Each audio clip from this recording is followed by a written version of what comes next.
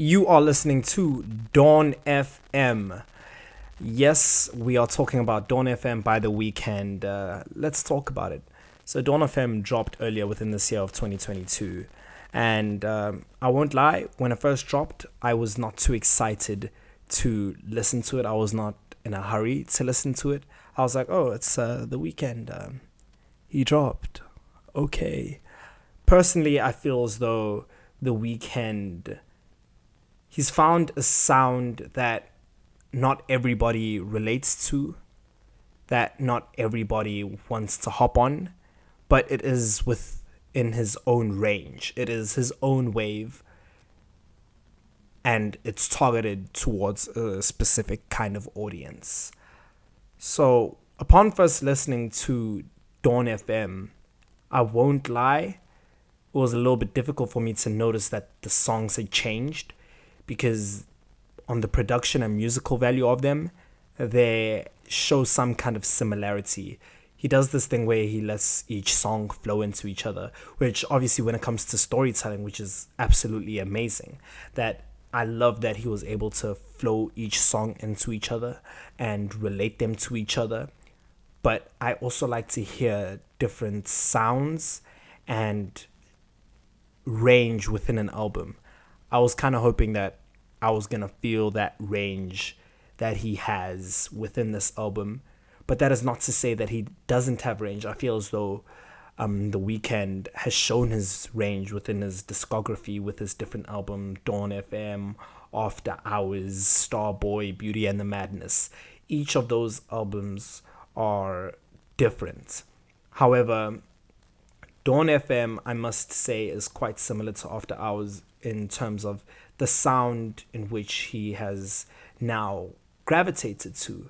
So with Dawn FM, it's got a very pop, upbeat kind of feel, but also very melancholy, like very somber as well. And I like that. It's like real upbeat, real poppy. And I don't know if it was intentional of him to call it Dawn FM because the kind of music that is within Dawn FM is the type of music that if you were sitting in the car for a long ride, it's that kind of music that would be playing, but you're not really paying attention to. But it adds a great atmosphere and brings like a cool kind of coasting type of vibe that, no one's pressured to talk to each other, no one's pressured to do anything, but no one's really dancing either. So on that end, I was kind of like, I mean, it's cool, like, it's all right. But, however, the conversation that he does have within this album is quite interesting. He confronts this toxic kind of love, and not the same toxicity that we see within Brent Fayers and Drake.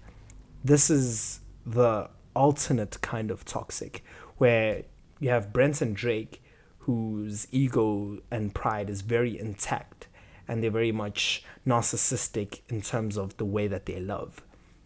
On the opposing end, you've got The Weeknd, who is almost self-deprecating, but there is no ounce of ego, and it's self-sacrificing and more focused on the other person. So the message that I kind of felt that he was speaking on here was that type of love that you love someone so much that after they've let you go, you still want to love them through everything, and they can cast you aside, drag you through the mud.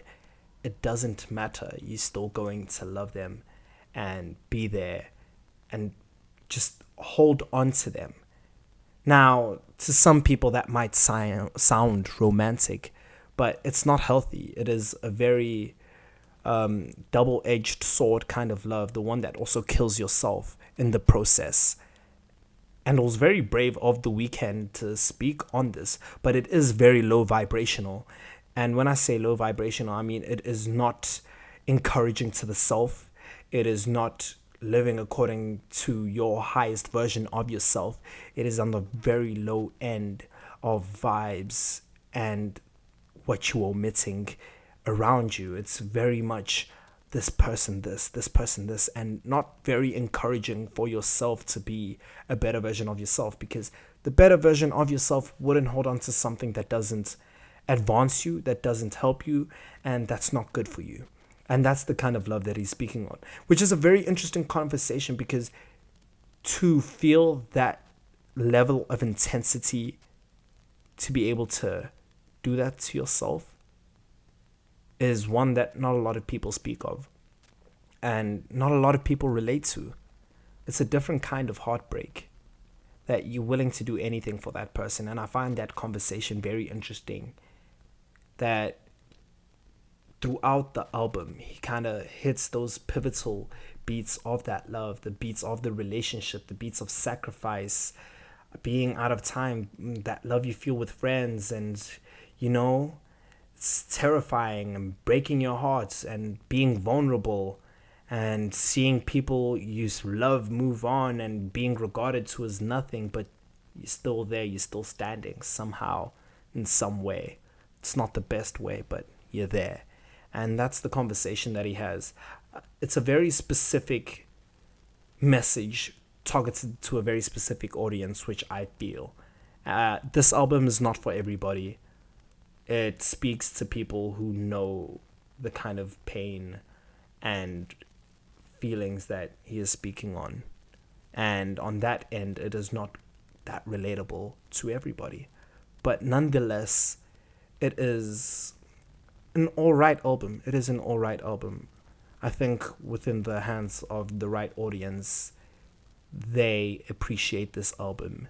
And in some way or manner, it may affect them greatly, change their lives.